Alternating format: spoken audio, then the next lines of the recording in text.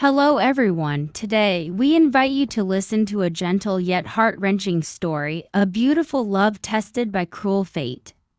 A young man who loved so deeply he chose to let go, and a young woman who carried both life and farewell within her heart. This is the story of James and Diep. They loved each other with all the sincerity and warmth of youth.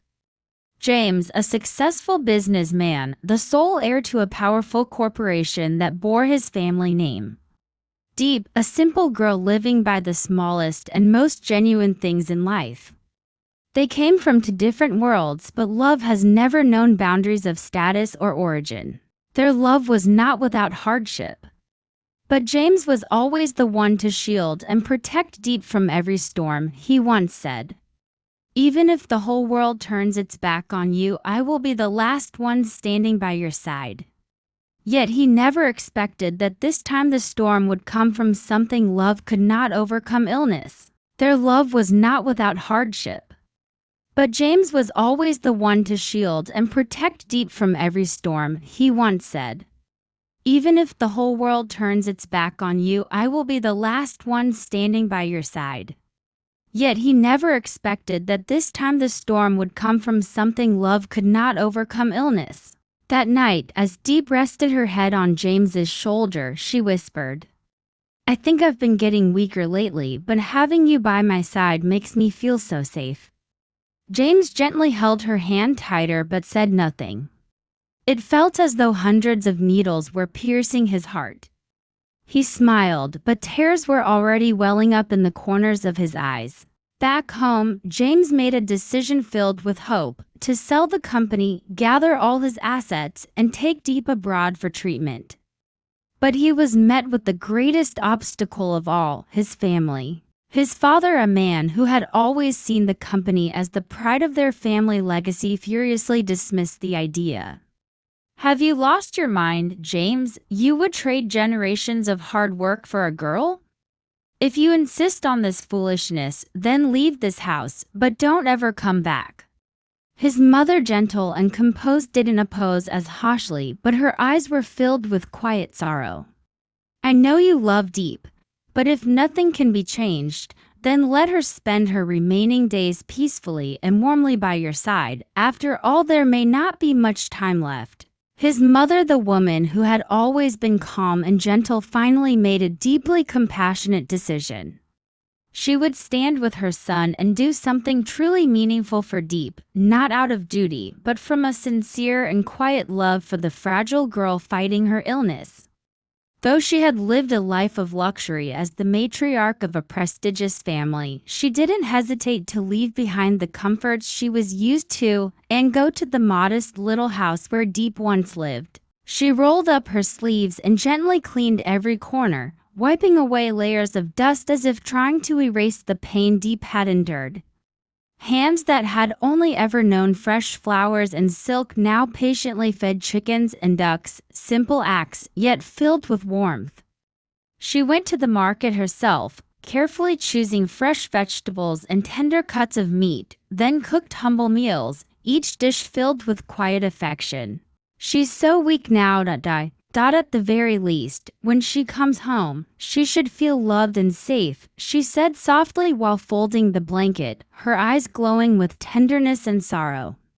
She didn't say much, nor could she change everything, but in those quiet actions, James's mother wrote a touching, human chapter into the story of those struggling through the storms of life. The night had grown late, and the city seemed to fall silent under the cool breeze of the evening. James wandered aimlessly along the endless streets, where every paving stone seemed to carry the weight of his heavy, desperate steps. The dim yellow streetlights cast a pale glow over his gaunt face and hollow eyes, the eyes of a man who was once strong, once proud. Now, James was no longer a confident CEO, but simply a man breaking beneath the weight of pain and helplessness. He sat down on a lonely park bench, head bowed low, hands clenched, then released.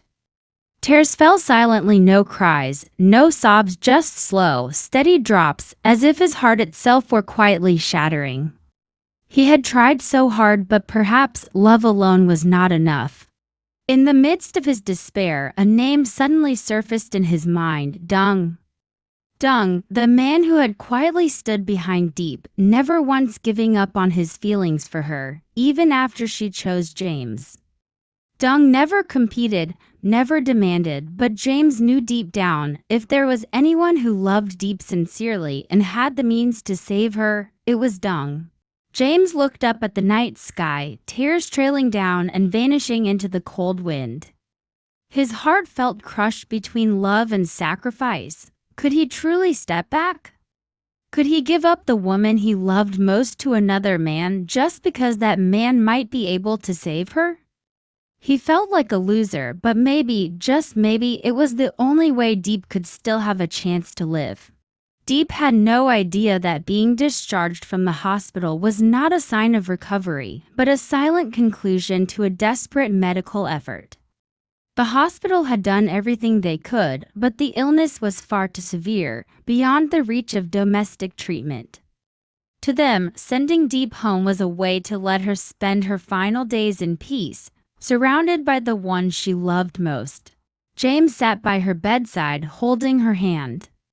His hand was ice cold, gripping hers gently as if letting go would mean losing her forever.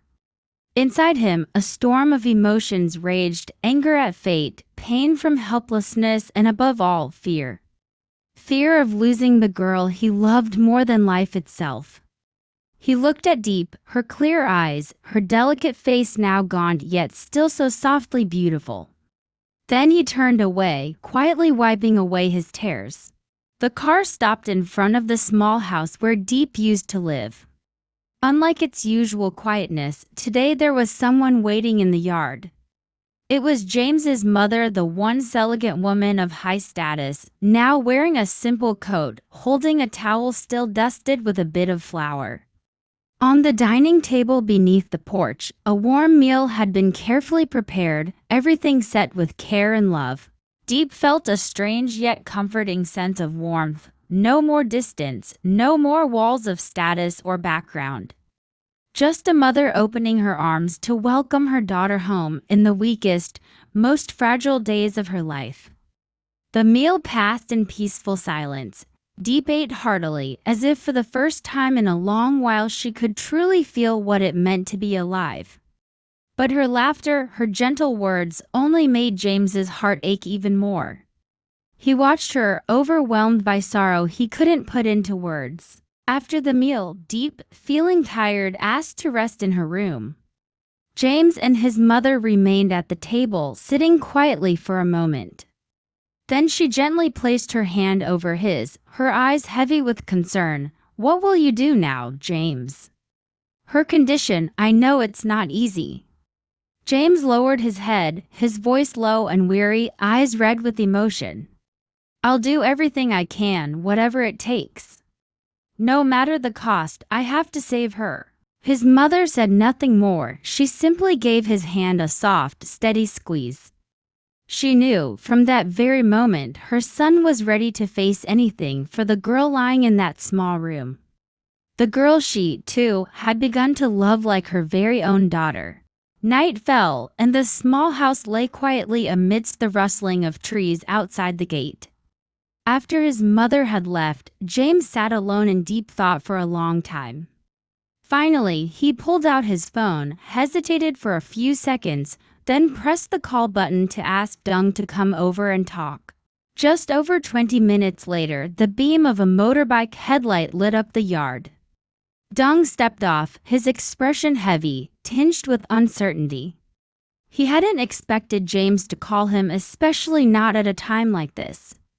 The two men sat across from each other at the small table in the yard, under the dim glow of a yellow porch light. No small talk, James spoke directly, his voice slow but filled with determination. "Diep's illness, it can't be treated here. She needs to go abroad as soon as possible, but the cost is enormous, my family. They won't agree to sell the company, and I'm stuck in the middle of it all." Dung's hands clenched slightly. He remained silent. James looked him straight in the eye. "I know you love Diep. You have, for a long time, and I know you have the means, the ability to take her abroad. I didn't call you here to beg, I called to ask for your help. If you still care about her, please don't let her die just because of money." For the first time, James spoke the words that may have been the most painful of his life. To give up the woman he loved to someone else. If that was the only way to save her. Dung didn't answer right away. He simply stood up in silence, said nothing, and slowly walked toward the room where Diep was resting. The dim light cast a soft glow over part of her pale, fragile face.